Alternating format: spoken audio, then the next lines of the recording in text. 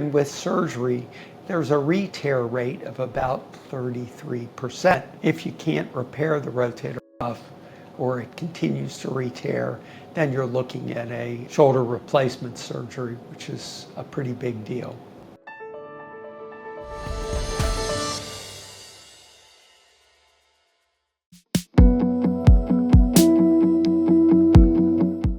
Back in 2011, I had taken a medication called Levaquin, and I was coming back from a small trip.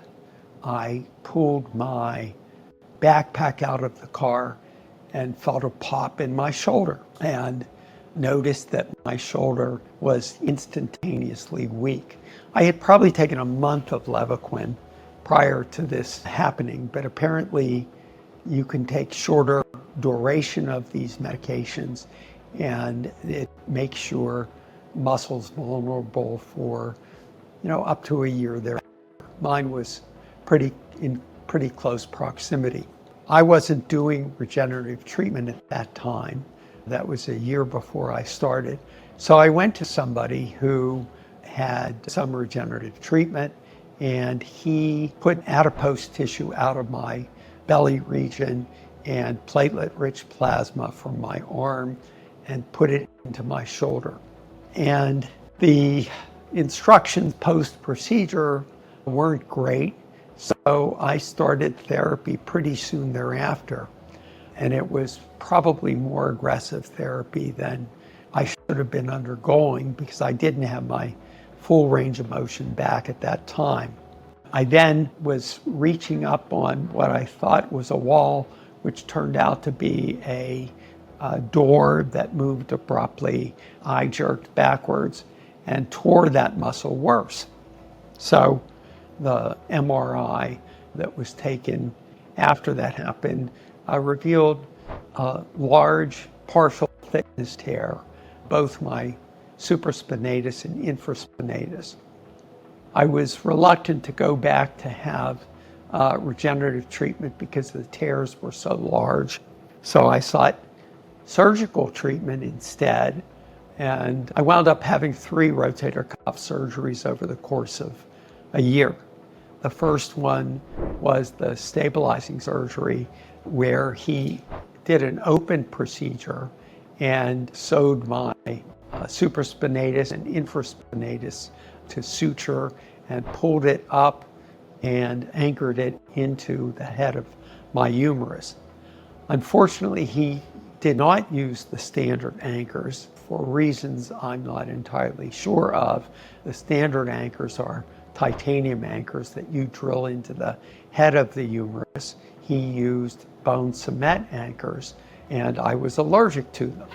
So I kept on having what appeared to be infections after the surgery, and ultimately about 4 months after surgery, he had to remove those bone cement anchors, and my rotator cuff was not attached to anything at that point. So I got immediately much weaker. And then I wound up having a 3rd surgery by a different surgeon who went in with an arthroscope, gathered my rotator cuff muscle tendon junction, and re-anchored it to the head of my humerus. And that surgery was successful. But it took about a year out of my life to really have an effective repair so that I was able to have a pretty much full function in my shoulder. If I knew what I knew now, then I would have had treatment with my bone marrow aspirate, and I would have also packed in some adipose tissue, and I would have given my shoulder much more time to heal. I probably would have been in a sling for about a week, and I would have then gone to therapy. My guess was about 3 months. So the surgery caused me to have 9 months of extra pain. If you have small to moderate sized partial thickness tears, we can put your platelet-rich plasma into the tear and help reduce your pain improve your function and get you back to where you were previously. That's the goal.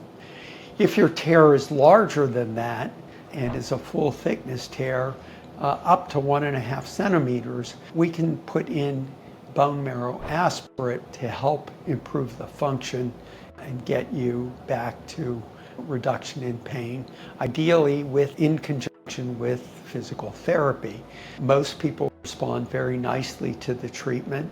So I've been talking about my own experience as it relates to treatment of shoulders, whether it be rotator cuff treatment or other shoulder problems. I also fractured my shoulder blade, and it had to be surgically put back together, because if I hadn't done that, I would have lost function and mobility. I think that my sense overall is that I feel passionate about regenerative treatment because it can make a difference in terms of the outcome of the surgeries that occur, as in the case of my right shoulder, where my scapula was shattered, my shoulder blade. By putting in bone marrow aspirate, my progress was much greater than had I not done that. And in the case of a rotator cuff tear, even a big tear, I think that what I'm aware of, I wish I knew back then, was that there could have been a marked improvement in function and a reduction in pain. I wound up suffering for many months, and had I chosen a regenerative option, which unfortunately was not available to me at that time, I think I would have done much better, much quicker. Ultimately, I regained function and mobility in both shoulders, so I feel like I'm a lucky guy. Having said that, I'm also very passionate about exercise and understand how therapy interplays with regenerative treatment or surgical treatment or a combination of both.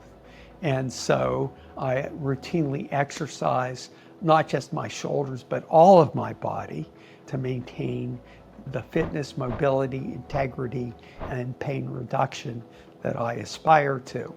I'm a walking, breathing testimonial for this type of treatment anywhere in the body and how it has enabled me to do the things that I want to do at the ripe young age of 71.